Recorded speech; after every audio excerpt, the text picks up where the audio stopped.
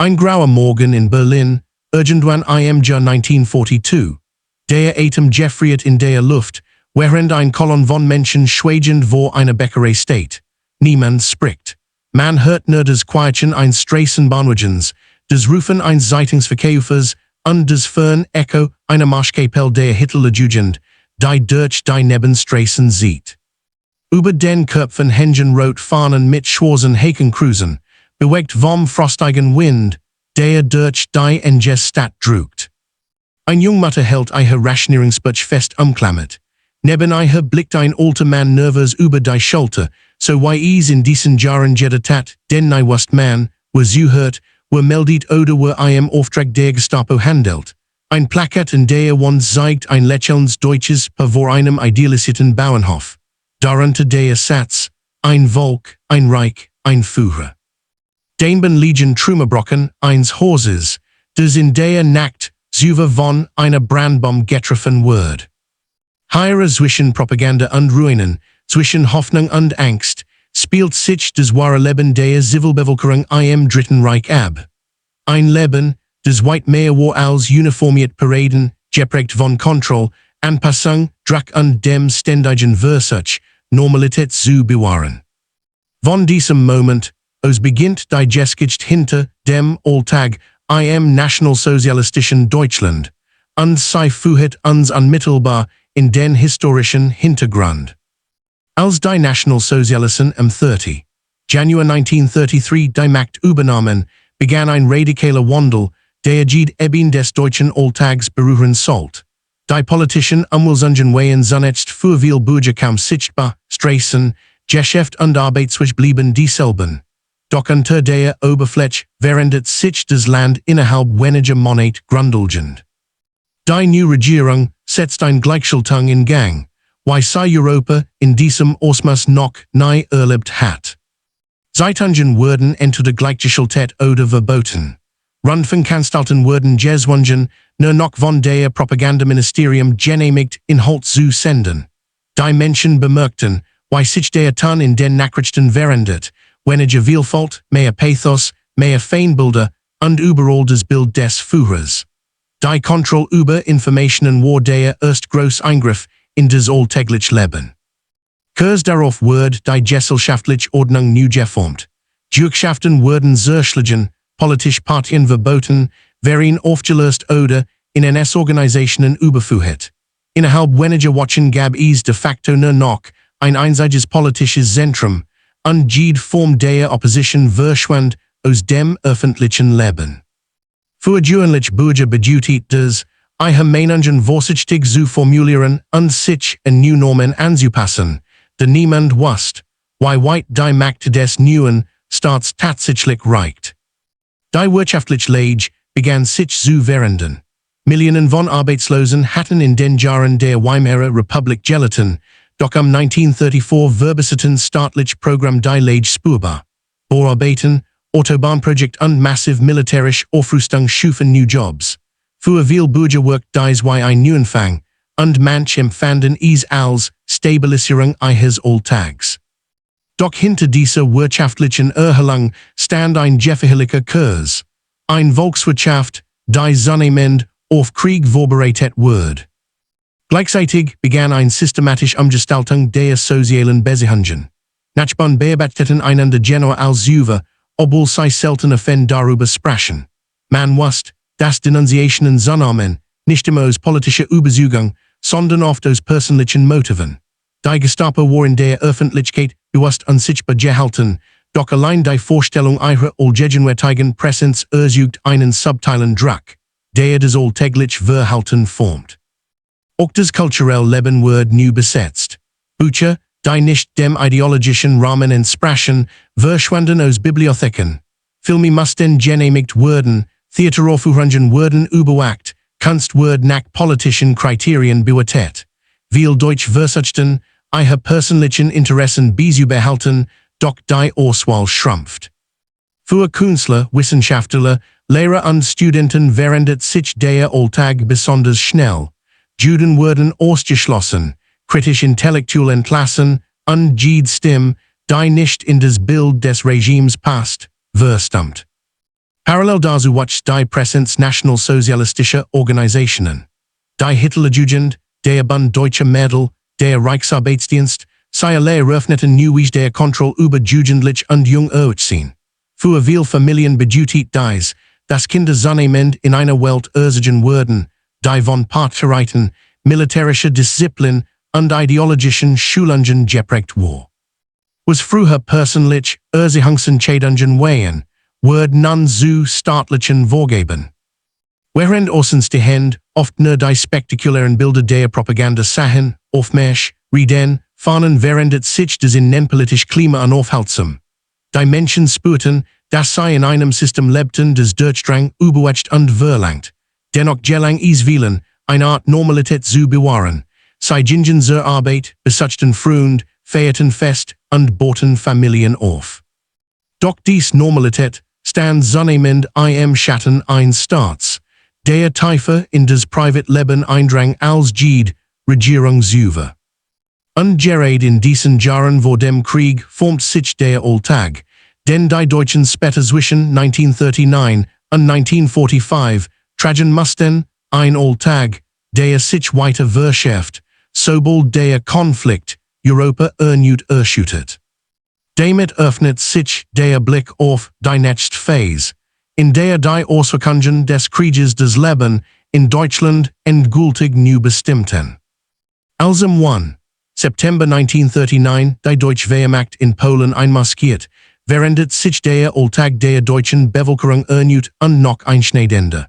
Die Ankündigung des Krieges traf viele Menschen nicht wirklich überraschend, doch die tatsächlichen Konsequenzen für das tägliche Leben waren umfassender, als sich die meisten vorstellen konnten. Hinter den anfänglichen Erfolgen der Wehrmacht, die von der Propaganda als Zeichen deutscher Stärke gefeiert wurden, begann ein Prozess, der die Zivilbevölkerung schrittweise immer stärker unter Druck setzt. Zunächst schien der Krieg weit entfernt. Die Felder und Straßen in Deutschland blieben ruhig, und viele erinnerten sich an die Euphorie von 1914, als man ebenfalls geglaubt hat, der Krieg würde kurz und siegreich sein. Doch bereits wenige Monate nach Kriegsbeginn spürten die Menschen die ersten Belastungen. Rohstoff wurden knapper, Lebensmittelpreis stiegen, und der Staat erließ neue Vorschriften, die tief in den Alltag griffen. Die Einführung der Lebensmittelkarten im Jahr 1939 markiert einen Wendepunkt. Von nun an war der Zugang zu Grundnahrungsmitteln streng reguliert, Fleisch, Butter, Zucker, Eier, Brot. Safe, jede Familie muss ihre Rationierungsmarken sorgfältig verwalten. Mit dem Vorrücken des Krieges verändert sich das Stadtbild. Männer verschwanden aus Betrieben und Wohnvierteln, eingezogen in die Front. Frauen übernahmen neue Rollen in Fabriken, Büros und landwirtschaftlichen Betrieben. Kinder lernten, mit Abwesenheit und Unsicherheit zu leben. Viele Familien erhielten regelmäßig Feldpostbrief, die Hoffnung und Angst zugleich brachten. Jede Sendung konnte die letzte sein. Propaganda intensiviert sich spürbar. Der Rundfunk, längst unter staatlicher Kontrolle, berichtet ausschließlich über Sieg oder angeblich Erfolg. Radios wurden als Volksempfänger in vielen Haushalten gefördert, den Zugang zur jüngsten staatlichen Information sicherzustellen. Gleichzeitig wurden Auslandsnachrichten verboten. Das Hören feindlicher Sender konnte mit Haft bestraft werden. Trotzdem riskiert manch Familie heimlich, die BBC oder andere Sender zu hören, oft mit gesenkter Lautstärke und klopfendem Hören. Die Gestapo verstärkt ihre Aktivitäten. Obwohl sie zahlenmäßig klein war, nutzt sie die Angst der Bevölkerung, Konformität zu erzwingen. Ein unbedachtes Wort in der Straßenbahn, eine kritische Bemerkung bei der Arbeit oder ein sarkastischer Kommentar über Hitler konnte ausreichen, in den Fokus zu geraten. Wir ahnten nicht, dass der Großteil der Ermittlungen auf Denunziationen beruht. Oft stammten sie nicht aus politischer Überzeugung, sondern aus privaten Konflikten, Need oder persönlichen Vorteilen. So entstand ein Klima des Misstrauens, das tief in die zwischenmenschlichen Beziehungen eindrang. Mit dem Angriff auf die Sowjetunion 1941 und der Ausweitung des Krieges wurde die wirtschaftliche Belastung noch größer. Rüstungsgüter erhielten absolut Priorität. der Mangel an Arbeitskräften führt dazu, dass Millionen von Zwangsarbeitern aus besetzten Gebieten nach Deutschland gebracht wurden. Die deutschen Zivilisten begegneten Eichnen in Fabriken, auf Feldern und in Städten, meist unter strenger staatlicher Kontrolle, oft ohne den ganzen Umfang des Unrechts zu begreifen, das hinter ihrem Einsatz stand. Dennoch gehörten dies Begegnungen zu den stillen Realitäten des Alltags. Ab 1942 endet sich die Stimmung zunehmend. Die Menschen bemerkten, dass der Krieg nicht mehr so schnell zu gewinnen war. Bombenangriff begannen, erst selten, dann immer häufiger. Städte wie Lübeck, Köln und Hamburg wurden zu Schauplätzen nächtlicher Fürsttum. Luftschützen unterbrachen Mahlzeiten, Gespräch und Schlaf. Familien eilten in Keller und Bunker, hielten Kinder fest und warteten, während über Eichnen des Dröhnen der Flugzeug und des Crashen der Detonationen die Nacht erfüllt.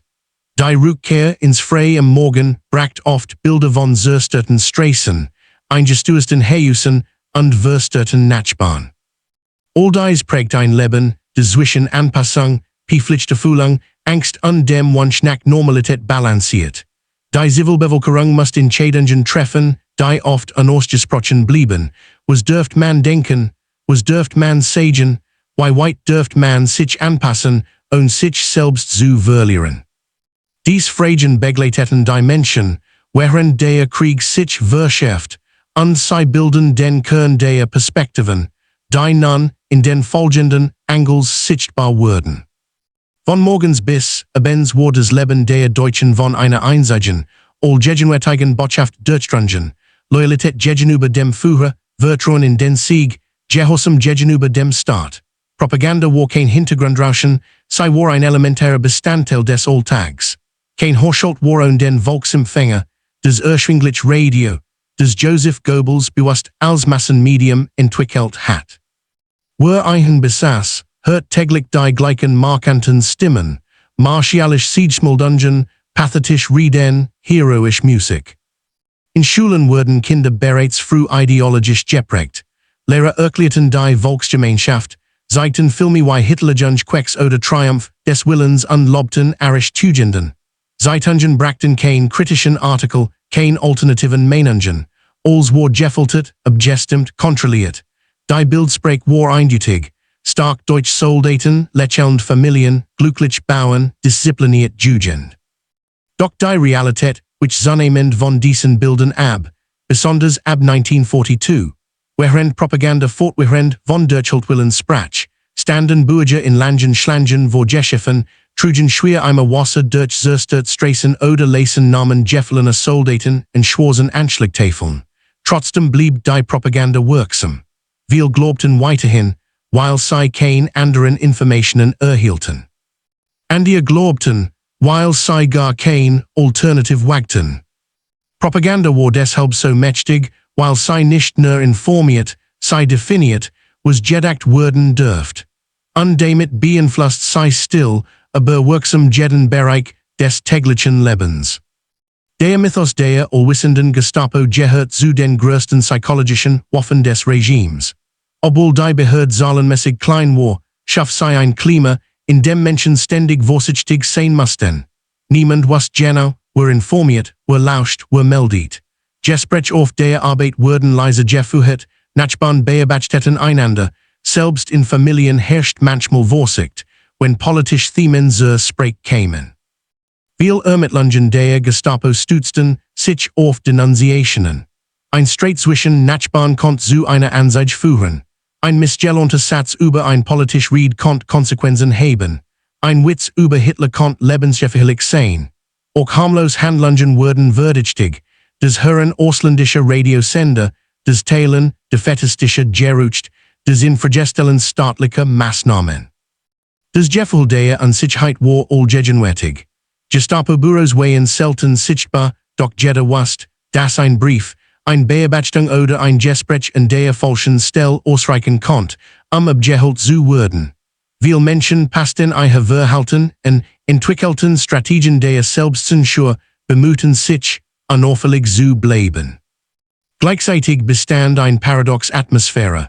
Obwohl wir Angst hatten, Fuhit derselb Druck dazu, das manch Menschen an die Meldeten, os Furcht, os Opportunismus oder os dem ihrigen Gefühl, dem Staat einen Dienst zu erweisen. So durchdrang die Überwachung nicht nur staatlich, sondern sozial. Die Angst lag nicht nur in Akten und Verhören, sondern in Blicken, Gesprächen und Schweigen. In diesem Klima wurde der Alltag zu einem Balanciert zwischen Anpassung und innerer Distanz. Die Ursache war eins der zentralen Werkzeuge des NS-Staats, zukünftige Generationen zu formen. Kinder sollten nicht nur lernen, sie sollten glauben, in die Volksgemeinschaft, in Rassenideologie, in Gehorsam und Opferbereitschaft. Die Schulen wurden dafür vollständig umstrukturiert. Lehrer mussten politisch zuverlässig sein und new Lehrpläne stellten, Rassenkund, Militarismus und Verherrlichung in den Mittelpunkt. Für Jungen begann früh der Weg in die Hitler-Deutschland, für Mädchen in den Bund deutscher Mädel. Fast jede Freizeitaktivität lief über dies Organisationen, Sport, Lagerfahrten, Wettbewerb, Gemeinschaftsverband. Die Ziel waren eindeutig, körperlich Erziehung, Disziplin, Kameradschaft und absolut Loyalität zum Staat. Viele Jugendliche empfanden dies Aktivitäten zunächst als aufregend oder gemeinschaftsstiftend. Uniformen, Abzeichen, Lieder und Ritual erzeugten ein starkes Zusammengehörigkeitsgefühl. Die fühlten sich unter Druck gesetzt, der ein Nichtteilnahme schnell auffiel und Familien in Misskredit bringen konnte. In Klassenzimmern hingen Haken Kreuzfahnen, Bilder Hitlers und Landkarten mit den neuen deutschen Grenzen. Lehrer lobten soldatisch Tugenden und sprachen abschätzig über Feind des Reichs. Kinder lernten früh, welch wird erlaubt wären, und ihr lernten seine zu sagen. Dies Prägung formt ein Jugend, die in vielen Fällen nicht wusste, dass ihr Weltbild künstlich konstruiert war. Für viele Eltern bedeutet es, dass die eigene Erziehung zunehmend von der ideologischen Staatsvorgabe verdrängt wird. Der Alltag von Millionen jungen Deutschen bestand somit aus einer Mischung aus Gemeinschaft, Drill, Indoctrination und wachsender Erwartung, irgendwann selbst zum Kriegseinsatz zu gehen. Damit öffnen sich weite Perspektiven, die an die Festen des zivilen Lebens zeigen gehen, die vom Mangel, der Zerstörung und den Rollenveränderungen geprägt wurden. Mit jedem weiteren Kriegsjahr rückt die Realität der Mangelwirtschaft tiefer in das tägliche Leben der Deutschen. Wo zu Beginn des Krieges noch organisiert und vorhersehbar erschien, wird bald zu einem ständigen Kampf Grundversorgung. Lebensmittelkarten bestimmten, was ein Family essen konnte, und oft auch, was sie nicht essen konnte. Fleisch, Butter, Kaffee, Zucker, Eier, selbst Schuhcreme und Safewayen rationiert. Für viel Haushalt bedeutet dies, new Routinen zu entwickeln. Anstehen vor Läden geschaffen, Weg zu Märkten, zeitverwendige Kochmethoden, Napvorrat zu strecken. Die Bevölkerung wird oft gefordert, Ersatzstoff zu nutzen, Margarine statt Butter, Rübenkaffee statt Bohnenkaffee, Streckbrot statt normalem Brot. Kleider wurden aus alten Stoffen genäht, Schuhe mit Holzelen getragen. Für Familien mit kleinen Kindern war die Situation besonders belastend, der die Versorgung mit Milch und frischem Obst zunehmend schwieriger wird. Frauen übernahmen eine zentrale Rolle im Umgang mit Mangel. Sie mussten improvisieren, tauschen, organisieren und gleichzeitig den Haushalt, die Kinder und oft zusätzlich die Arbeit bewältigen. Schwarzmärkte entwickelten sich in vielen Städten, doch der Handel dort war riskant. Preise waren hoch, Kontrollen streng, und die Strafen konnten drastisch ausfallen. Der Mangel war nicht nur physisch, sondern psychologisch. Die ständige Sorge, ob das Essen reicht, ob Kinder genug Kalorien bekommen, ob man im Winter Kohlen hat, dies alles prägt das Denken. Der Alltag wird zu einem permanenten Abwägen und Anpassen. Und auch wenn viele Menschen äußerlich Durchhaltwillen zeigten, spürten sie innerlich die Wachsend last eines Systems, das immer mehr verlangt und immer weniger geben konnte. Ab 1942 wurde der Bombenkrieg zu einer der zentralen Erfahrungen für Millionen Deutsch. Nächtlich seien rissen Familien aus dem Schlaf. Innerhalb von Minuten mussten Eltern ihre Kinder wecken, Dokumenten decken greifen und in den nächsten Luftschutzkeller rennen. Das Dröhnen der Motoren alliierter Bomber, gefolgt vom Pfeifen der herabvorlenden Spreng und Brandbomben, prägt die nicht ganze Stadt. Der Luftschützgele Word zu einem zweiten Wohnraum. Menschen säßen beieinander, hörten das Crashen der Explosionen und das Sitten der Mauern. Gesprech verstumten, Kinder wurden beruhigt, ältere Menschen betäten leis. Wenn die Signen des End des Angriffs verkündeten, folgt der Gang zurück in die Oberfläche, oft begleitet von der Angst, das eigene Haus nicht mehr vorzufinden. In Städten wie Köln, Hamburg, Berlin und später Dresden verwandelten sich ganz Viertel in Trümmerlandschaften. Russ lag auf Straßen und Fenstern, der Gerach verbrannte Materialien aching tagelang in der Luft. Feuerwehrleute, Sanitäter und Nachbarn suchten gemeinsam nach Verschütteten. Für viele Familien bedeutet ein einziger Angriff, dass sie alles verloren, ihr Zuhause, ihr Hab und Gut, manchmal Angehörige. Mit der Zerstörung wandelt sich auch das Sozialgefüge. Menschen zogen in Nottenzukunft, wurden evakuiert oder in ländlich Gebiet geschickt. Kinder kämen in sogenannte Kinderlandwirtschaften, wo sie fernab ihrer Familien leben sollten. Doch auch auf dem Land, wo die Angst vor Angriffen neuwürdig verschwunden. Der Bombenkrieg zerstört nicht nur Häuser, sondern auch das Gefühl von Sicherheit. Der Alltag war nicht mehr planbar. Jeder Abend konnte der letzt im eigenen Heim sein. Und während die Propaganda zum Durchhalten aufrief, was denn viel längst, dass im Luftkrieg ein Gegner stand, den man nicht mehr stoppen konnte.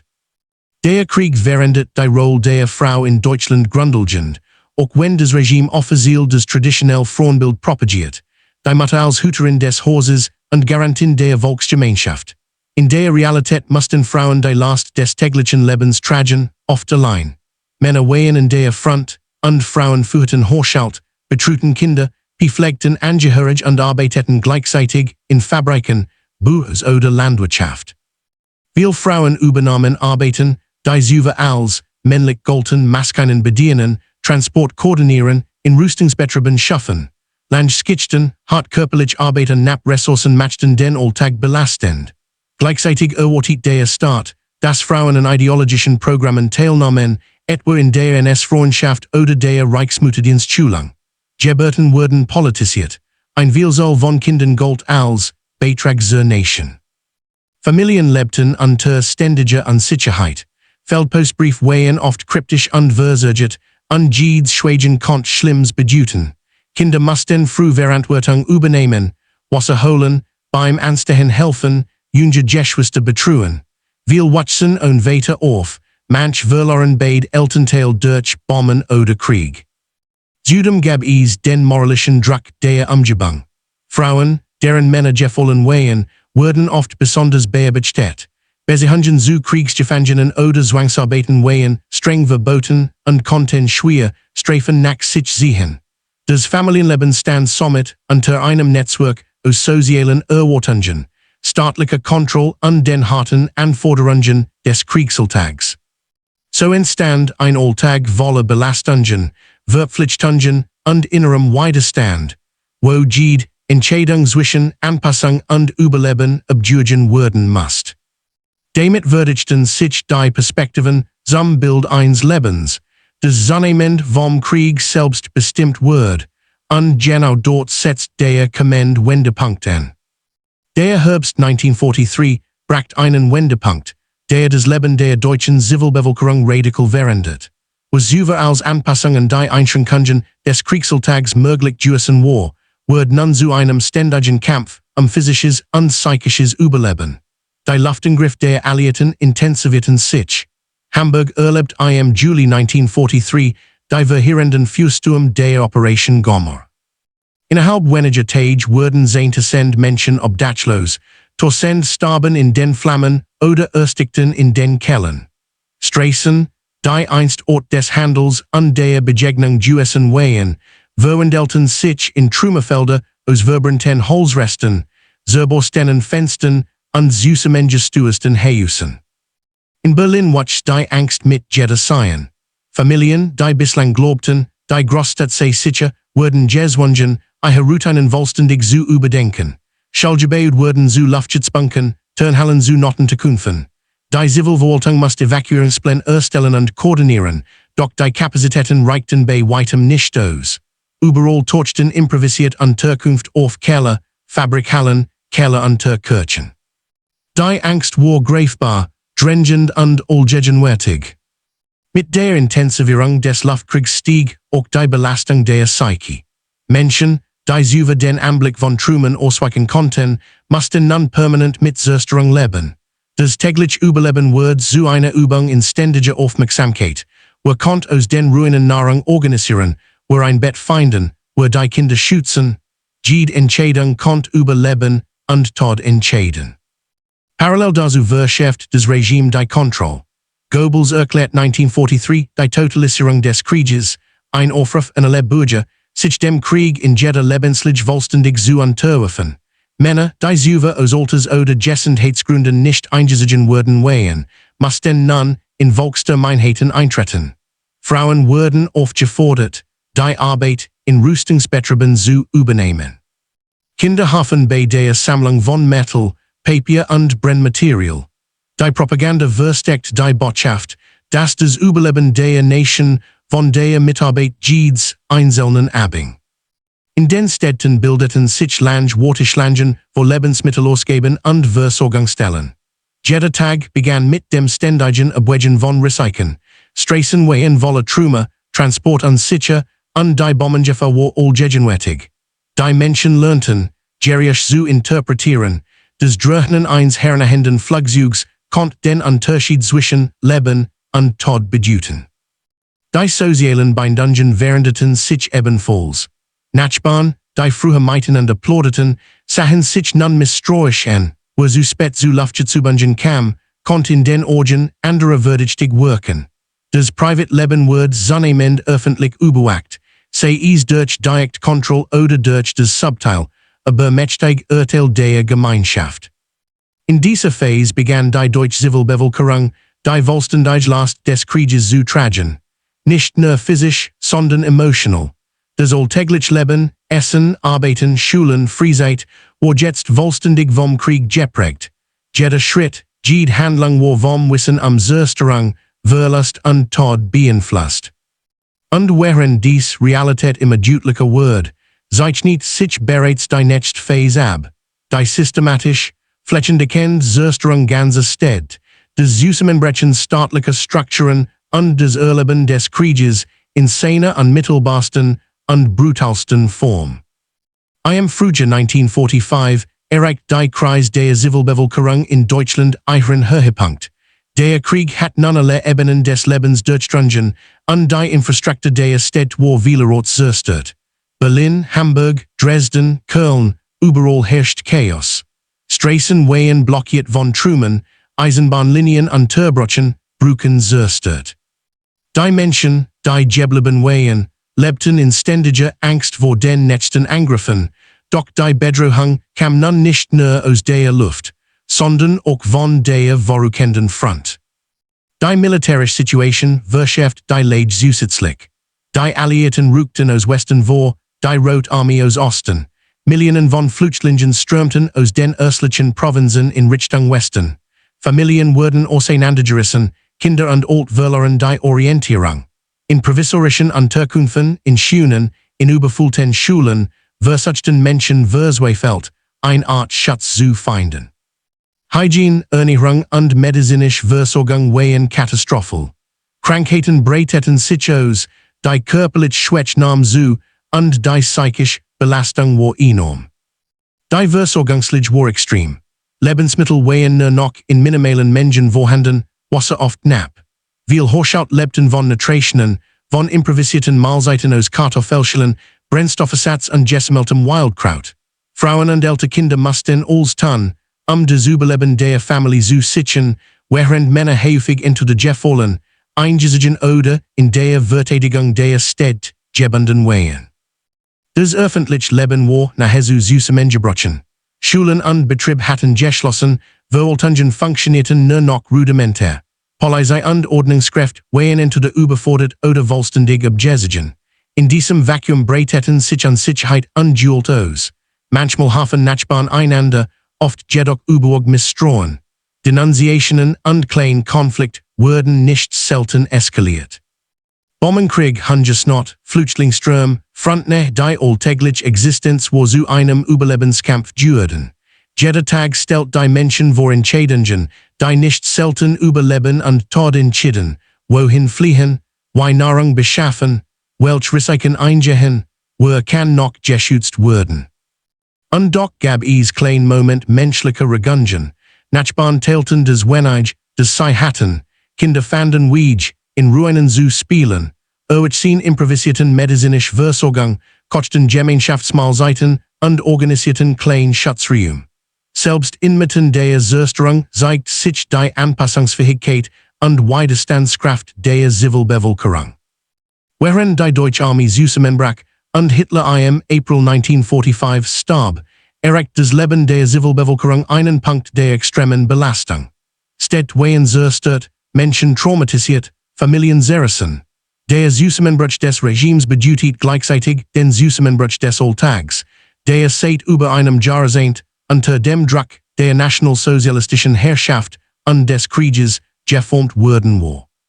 Und genau in diesem Moment, nach den Bomben, den Fluchtströmen und der Niederlage, beginnt die Phase der Naturkundung, die Phase, in der Überlebend sich mit der Zerstörung, den Verlusten und der Schuld auseinandersetzen mussten.